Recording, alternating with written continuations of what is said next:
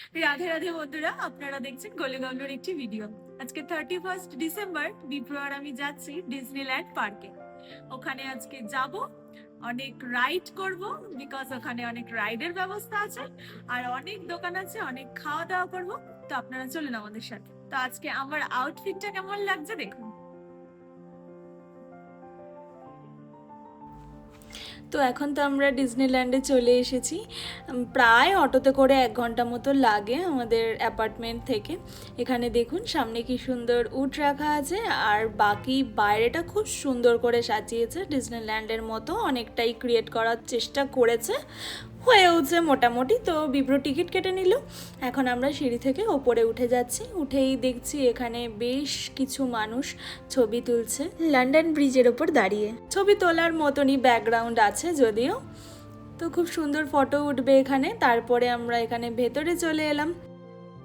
তো পুরো ডিজনিল্যান্ডের মতো করে সাজিয়েছে জায়গাটাকে, আর খুবই ক্লিন নিট, খুব ভালো লাগছে দেখতে। সবাই কিন্তু খুব এনজয় করছে। তো ভেতরে যেখানে যেখানে আর কি ছবি তোলা যায়, বিপ্র আর আমি সেখানেই ছবি তুলছি। তো এই ডিজনিল্যান্ড কিন্তু বিভিন্ন সিটিতে লোকেটেড।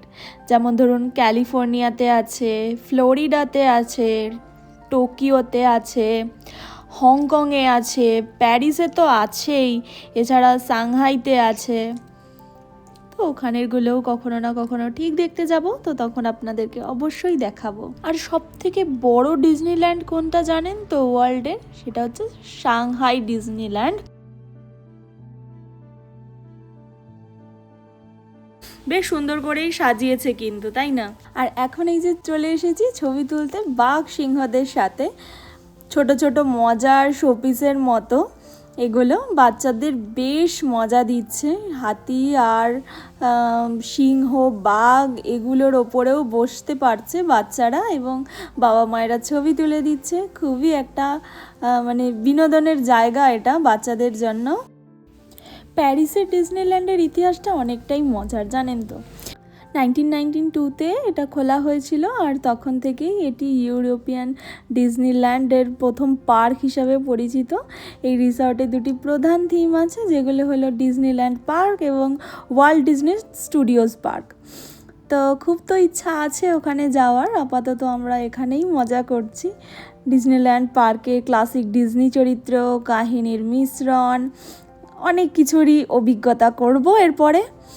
তো এখন আমরা চলে এসেছি মেলার মধ্যে। বিপ্রকে অনেকক্ষণ ধরে বলছি কিছু কিনে দিতে, কিন্তু কিনে দিচ্ছে না।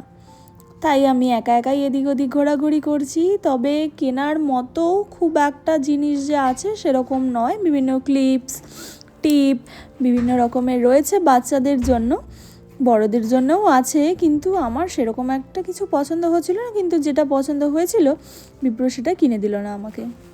দাঁড়ান আপনাদেরকে এবার একটু এদিক ওদিকটা ঘুরে দেখাই। অনেক মানুষ অনেক কিছুই কিনছে, জানেন তো। যাদের বাচ্চাদের নিয়ে এসেছে তারা তো ভীষণ এক্সাইটেড। যা দেখছে তাই প্রায় কিনতে চাইছে তারা। তাদের বাবা মায়েরা নাজেহাল হয়ে যাচ্ছে জাস্ট। এখানে তো অনেক সাজার জিনিস, তারপরে খেলনা, ব্যাগ, ঘর সাজানোর জিনিস, কাপ, অনেক কিছুর দোকান আছে। এবার এখানে চলে এসেছি আমরা, যেখানে রাইড করছে অনেক বাচ্চারা। বড়দের জন্যও রাইডের ব্যবস্থা আছে, আর বিপ্র আর আমিও রাইড করব। তো বিপ্র তো ভীষণ ভয় পাচ্ছে নাগরদোলনা দেখে। আমার নিজেরও বেশ ভয় লাগে নাগরদোলনা চড়তে, বাট আমি এর আগে অনেকবার উঠেছি। আমাদের বাড়ি তো বারাসাতে, সেখানে কালী পুজো হয় বিশাল বড় করে। সেখানে পুজোর প্যান্ডেলের বাইরে বাইরে সব জায়গাতেই প্রায় মেলা বসে। প্রতিবারই নাগরদোলনাও থাকে। তো একবার ওরকম কালী পুজোর সময় আমি নাগরদোলনাতে উঠেছি। এবার আমি আর আমার একটা বোন ছিল আমার সাথে। তো আর অপোজিট দিকে ছিল দুটো কাপল। তো আমি তো এত ভয় পেয়েছি যে তাদেরকে পুরো একদম খেমচে দিয়েছি, জানেন তো। আমাকে দেখে তারা নিজেরা মানে ভয় পেয়ে গেছে আসলে। তো খিদে পেয়ে গেছিলো, একটু মোমো খেয়ে নিলাম। আর এখন খাবো ওই একটা কাঠির মধ্যে ভরে বিক্রি হয় না, ফ্রাই করা, সেইটা। তো বিপ্র তো ঝালের জন্য খেতে পারছে না, তাই এটা আমি একাই খেয়ে নিলাম। ও মোমোটাই শুধু খেয়েছে। খাওয়াটা শেষ হয়ে গেলে বিপ্র আর আমি নাগরদোলনা চড়বো। চলুন এবার নাগরদোলনা চড়া যাক। নাগরদোলনা চড়ে উঠে পুরো মাথা ফাথা ঘুরিয়ে গেছে, এত বমি পাচ্ছিল সে আর বলার মতো না। প্রায় 2 বছর হয়ে গেছে নাগরদোলনায় উঠিনি, অবস্থা খুব খারাপ, তাই ভিডিও করতে পারিনি। এখন আমরা চলে এসেছি ডিনার করতে মধুবনে। তো এটা আমাদের বাড়ি থেকে অনেকটাই কাছে। তো এখানে এসে দেখছি ওরা 31st নাইটের জন্য একটা প্রোগ্রাম অর্গানাইজ করেছে, তো দেখে তো খুব ভালো লাগলো। আমরা একটু নিচেও নিলাম, সাথে ডিনারটাও করে নিয়েছি। বেশ ভালোই কাটলো এই বছরটা, এবং সাথে বছরের শেষ দিনটাও। তো হ্যাপি নিউ ইয়ার সবাইকে, আপনাদের সবার এই বছরটি খুব ভালো কাটুক, আপনারা সুস্থ থাকুন। আপনাদের যদি আজকের ভিডিওটি ভালো লেগে থাকে তাহলে লাইক করবেন, শেয়ার করে দেবেন এবং কমেন্ট করে জানাবেন। তো দেখা হচ্ছে বন্ধুরা পরের ভিডিওতে, ততক্ষণ আপনারা সুস্থ থাকুন, ভালো থাকুন। রাধে রাধে।